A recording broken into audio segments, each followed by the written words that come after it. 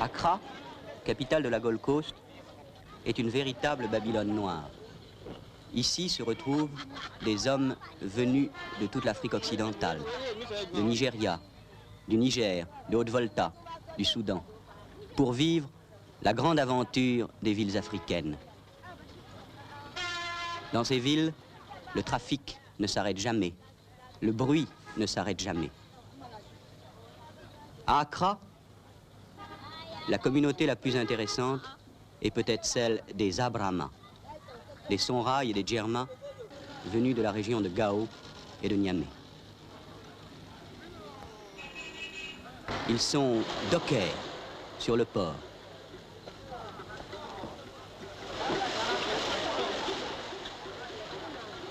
Ils sont sumuguli, smugglers, contrebandiers. Ils sont kaya-kaya, porteurs et manœuvres. Grass boy, fabricants de gazon anglais.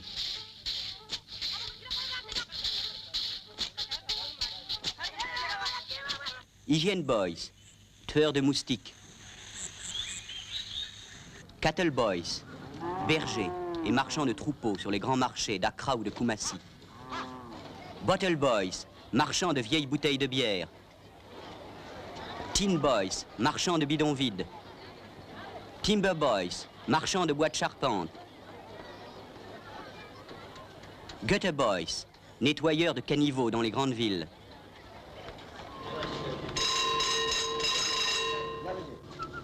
Gold mine boys, les garçons des mines d'or.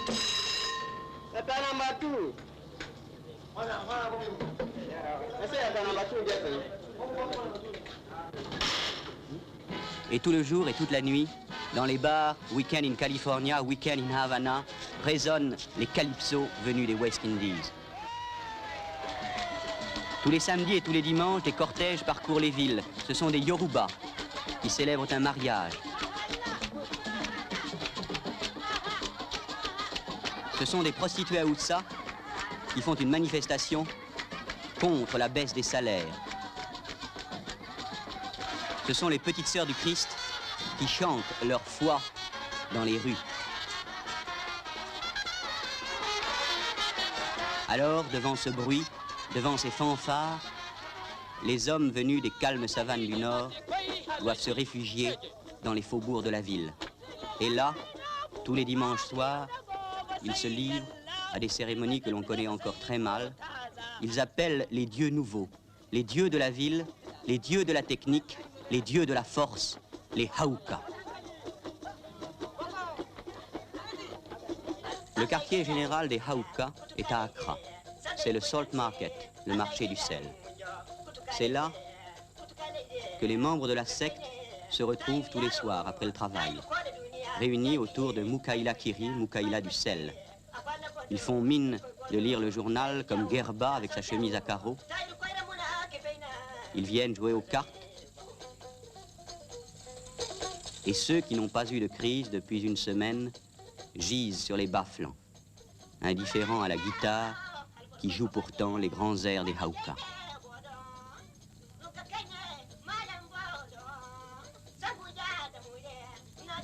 Un dimanche matin, dans des camions de louage, dans des voitures particulières, dans des taxis, tous les membres de la secte quittent la ville. Ils abandonnent bientôt la grande route pour prendre cette route qui fut peut-être la première route macadamisée d'Afrique et qui aujourd'hui est envahie par les herbes folles. Puis, il faut, par une marche d'1 heure, gagner la concession de Muntieba. Muntieba, un homme du Niger, planteur de cacao, qui est le grand prêtre de tous les Hauka. Les chiffons de couleur sont pendus dans le ciel. Ils s'appellent Union Jack. Et au-dessous se trouve la statue du gouverneur, avec ses moustaches, son sabre, son fusil, ses chevaux. La première partie de la cérémonie est la présentation d'un nouveau. C'est un homme, il est tombé malade il y a 1 mois. Depuis 1 mois, il a des crises continuelles. Il couche dans les cimetières, il déterre des cadavres. Les hommes savent simplement qu'il est possédé par un Hauka. Et Mukaila Kiri, avec son chapeau mou, veille sur lui. Il n'a pas le droit encore de porter un casque. Dans 2 mois, 3 mois peut-être, il sera initié quand il le demandera. Mais pour le moment, c'est la simple présentation. Il sort avec 2 fusils de bois qu'il claque pour imiter les détonations. Et il menace les anciens. Aussitôt, ceux-ci sont pris d'un début de crise. Il faut saluer le nouveau. Et l'un d'eux, croyant que c'est l'initiation qui commence, se précipite sur le nouveau pour le battre, car c'est ainsi que se fait l'initiation. On les sépare, mais le nouveau est très mal en point.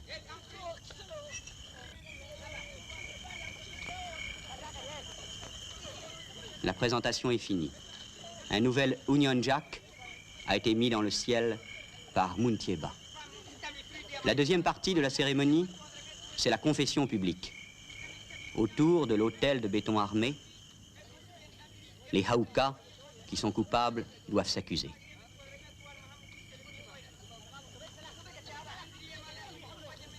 Celui-ci s'accuse. J'ai eu des relations sexuelles avec la femme d'un de mes camarades. Depuis 2 mois, je suis impuissant.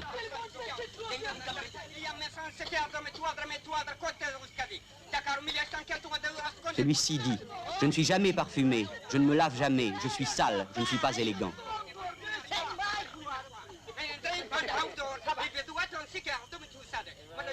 Celui-là dit, je me moque des Haouka, je dis quelquefois qu'ils n'existent pas et que je n'appartiens pas au groupe. Les amendes sont données, un bélier et un poulet. Au coup de sifflet, les Haouka se rassemblent en ligne sur 2 rangs. Les punis d'un côté, ceux qui ne sont pas punis de l'autre. L'un des aides de Muntieba, tenant l'un des poulets du sacrifice, secoue son bras d'arrière en avant pour dire au Dieu, nous te donnons ce poulet, ni devant, ni derrière, mais au milieu. Le sang est versé sur l'autel de béton armé et sur une termitière peinte en noir et blanc, le palais du gouverneur. Et les punis viennent faire le grand serment sur l'autel imbibé de sang. Nous jurons de ne pas recommencer. Si nous recommençons, nous demandons à notre Haouka de nous punir par la mort.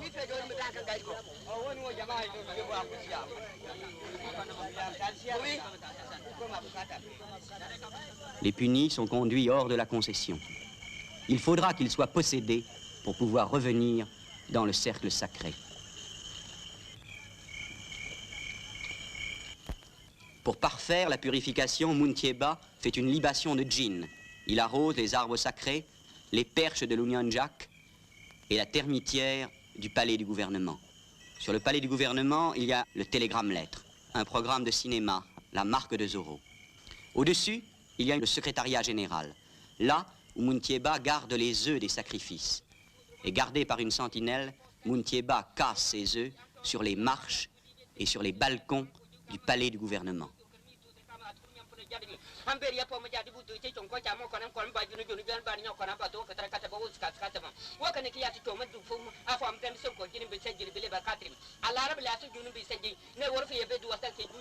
Il est 10 heures du matin. Il pleut. Un violoniste est venu avec son violon monocorde et joue les airs des Haouka. Les hommes attendent. Et Muntieba s'est endormi la tête contre le palais du gouvernement.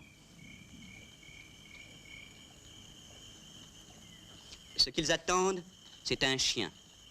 Pourquoi un chien? Parce que justement, c'est un interdit alimentaire total.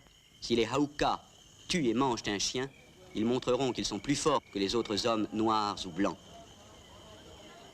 On prépare les fusils, les écharpes rouges de commandement. Et tout est rassemblé autour de l'autel du sacrifice.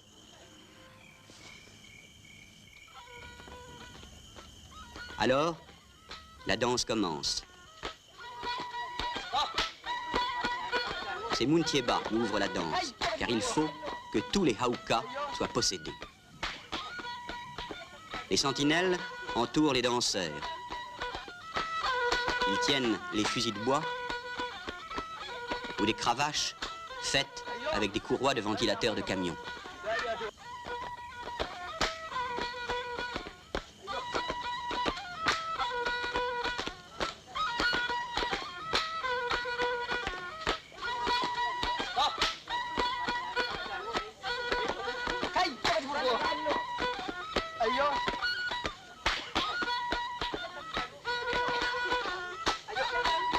Gerba, l'un des punis, entendant la musique, veut se mêler au cercle des danseurs. Mais il n'a pas le droit d'être là, puisqu'il n'est pas encore possédé. Et Munkieba le chasse vers la brousse. L'impuissant aussi est chassé. Et des sentinelles sont placées tout autour de la concession. Claquant les fusils de bois, elles interdisent l'entrée des punis. D'autres sentinelles tiennent sous leur feu ceux qui vont être possédés, dans la position du tireur debout ou du tireur couché.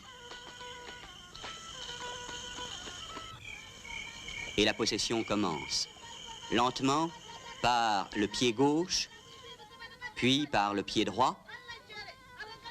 Elle monte par les mains, les bras, les épaules et la tête. Et le premier possédé se lève. C'est Capral Gardi, le caporal de garde. Il salue tout le monde. Puis, il demande du feu.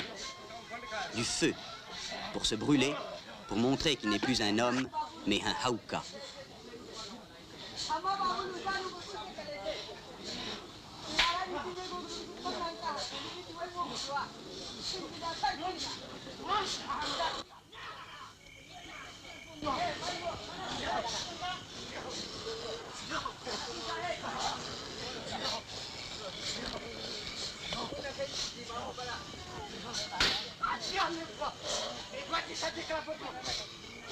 Devant ces saluts, un nouveau possédé se met à hurler. C'est Gerba, l'un des punis qui est dans la brousse.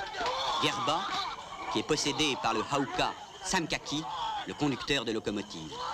Retroussant ses shorts, et le conducteur de locomotive va ramasser tous les fusils pour les porter sur l'autel du sacrifice.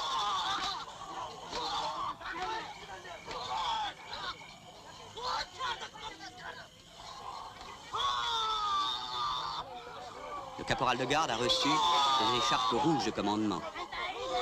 Et le troisième possédé se lève. C'est Capitaine Malia, le capitaine de la mer Rouge, qui marche en faisant le slow march, la marche de parade de l'armée britannique.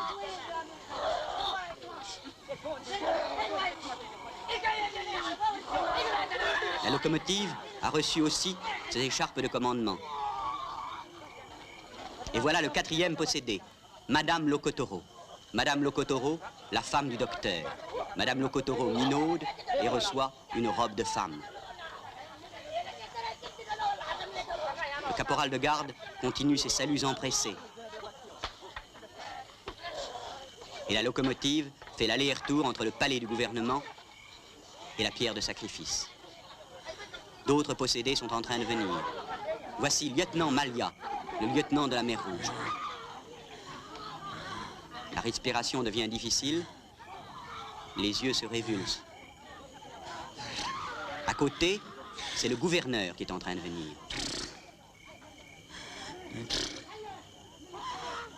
Le lieutenant appelle à l'aide. Et c'est le caporal de garde qui vient aider le gouverneur.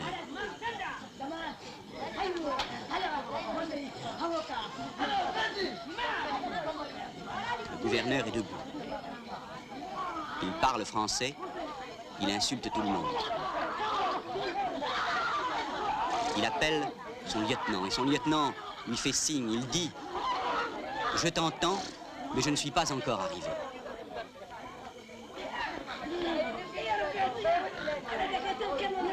Et le lieutenant vient saluer son gouverneur.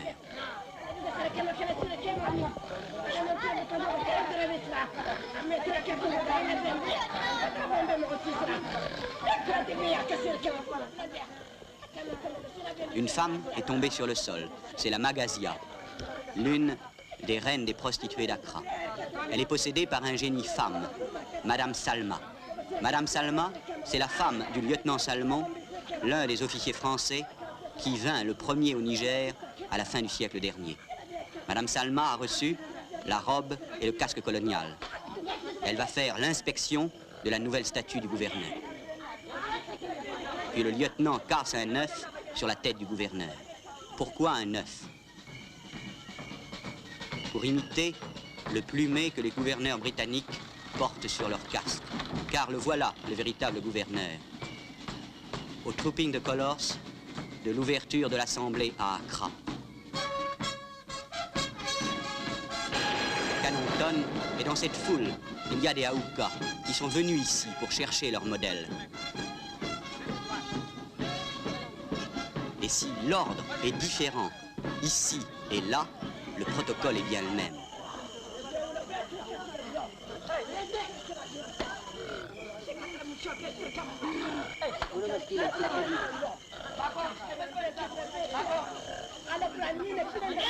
L'état-major se réunit pour l'inspection du palais du gouvernement. Le caporal de garde se tient à l'entrée et le gouverneur et le lieutenant viennent voir si le bâtiment a été peint à neuf. Muntieba, qui en est responsable, est inquiet. Si le gouverneur se plaint, il aura une amende, un mouton, un bœuf peut-être. Et le gouverneur est satisfait. Cet homme vêtu de bleu est possédé par le général. Le gouverneur insulte le général et le capitaine dit « Moi, gouverneur, je vais aller chercher le général ». Le général, furieux, fait une petite colère. « C'est toujours pareil, dit-il. On ne veut jamais m'écouter, moi, général. » Le gouverneur s'approche et l'invite à un Round Table Conference, une conférence de la table ronde.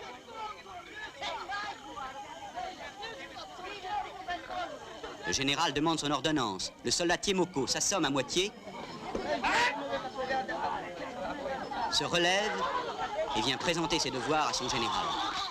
Et de brousse arrivent les derniers possédés. Le secrétaire général, Maïmota, le chauffeur de camion.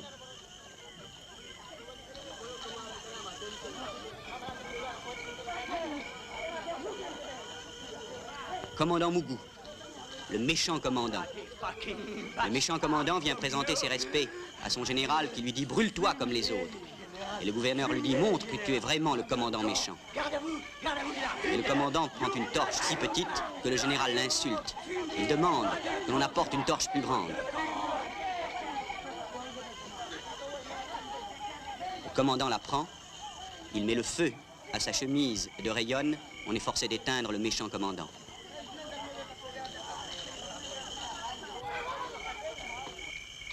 Et le gouverneur réunit une nouvelle conférence de la table ronde. C'est la conférence du chien. Tous les Aoukas maintenant sont venus. Il faut sacrifier le chien, il faut le manger. Le capitaine voudrait faire le sacrifice. C'est l'homme tranquille, Mukaila Kiri, qui va quand même égorger la bête pour éviter qu'il y ait des accidents.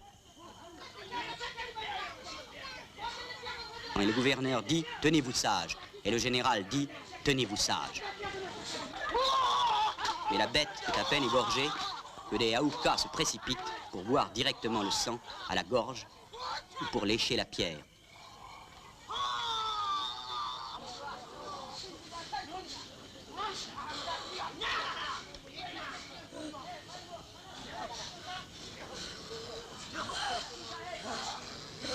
Alors, Madame Docteur commence le dépeçage. Le capitaine va mettre des estafettes et demande la réunion d'une nouvelle conférence. Car il s'agit de savoir si ce chien sera mangé cru ou cuit. On ne m'écoute jamais, dit le capitaine. C'est toujours la même chose. Il insulte ses soldats et réussit quand même à réunir la conférence. Le capitaine dit au gouverneur, il faut cuire ce chien pour que l'on puisse apporter les morceaux à ceux qui n'ont pas pu venir.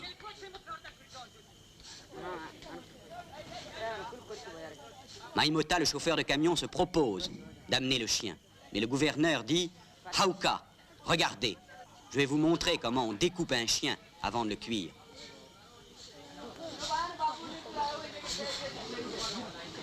Le méchant commandant donne des conseils au gouverneur qui n'en a pas besoin. Alors le méchant commandant s'adresse à Mukaila Kiri, l'homme tranquille. Il lui dit, il faut que l'on ramène des morceaux de viande pour les hommes d'Accra qui ne sont pas venus. Il faut que l'on ramène du bouillon de ce chien dans des bouteilles de parfum vides. Et la locomotive continue ses allers-retours entre le palais du gouvernement et la pierre de sacrifice.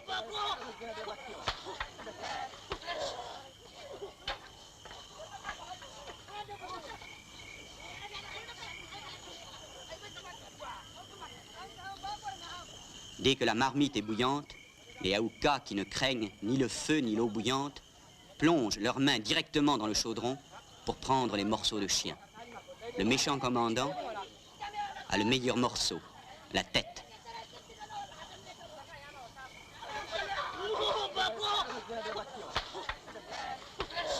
Mais la locomotive l'aperçoit et lui croque une oreille. Les boyaux aussi sont très recherchés. Et les Aoukas se disputent pour en avoir les meilleurs morceaux. Des morceaux de viande sont enveloppés dans des feuilles de bananier. Des bouteilles de parfum vides sont remplies de bouillon de chien. Il est tard. On a loué les taxis et les camions à la journée. Et si la fête ne se termine pas avant la fin de la journée, il faudra payer le tarif de nuit. Alors, un à un, les Aoukas s'en vont. Les aident, les guident vers le palais du gouvernement où se termine leur crise.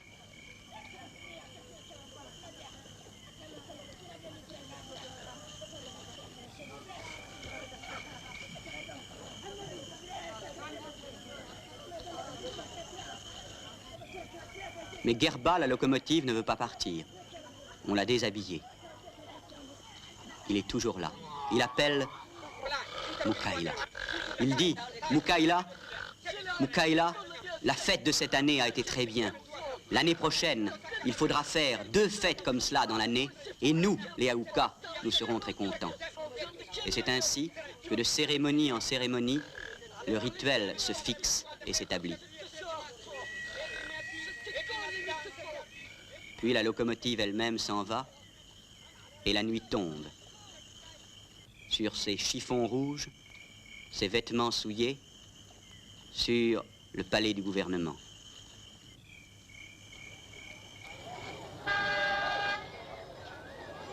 Le lendemain, nous sommes allés voir les Aoukas à Accra. Sur le marché du sel règne l'homme tranquille, Moukaïla Kiri. Et les Aoukas arrivent l'un après l'autre. Voilà commandant Mougou, qui reprend avec Moukaïla peut-être l'un des dialogues de la veille. Mais aujourd'hui, le commandant Mougou n'est plus impuissant. Et sa bonne amie est toute contente. À côté se réunit une nouvelle conférence de la table ronde. Mais cette fois-ci, il ne s'agit plus de savoir si l'on mangera un chien cru ou cuit, mais simplement de jouer aux cartes.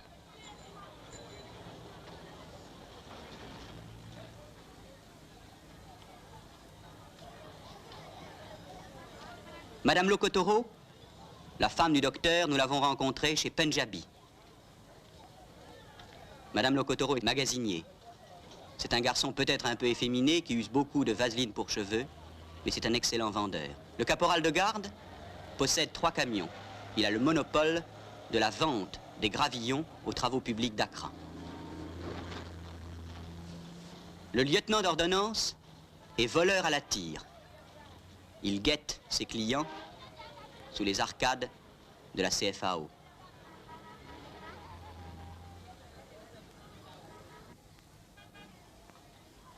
Le général, dans le civil, est simple soldat.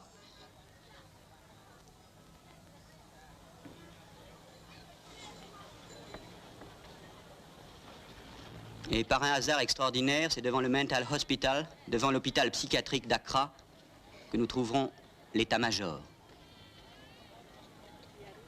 Le gouverneur, le conducteur de locomotive, le conducteur de camion. Ils sont employés aux waterworks, aux travaux d'adduction d'eau de la ville. ceux qui étaient punis comme Gerba se sont rasés les cheveux. Ils ne sont plus impurs. Et en voyant ces visages souriants, en apprenant que ces hommes sont peut-être les meilleurs ouvriers de l'équipe des Waterworks, en comparant ces visages avec ces visages horribles de la veille, on ne peut s'empêcher de se demander si ces hommes d'Afrique ne connaissent pas certains remèdes qui leur permettent de ne pas être des anormaux, mais d'être parfaitement intégrés à leur milieu. Des remèdes que nous ne connaissons pas encore.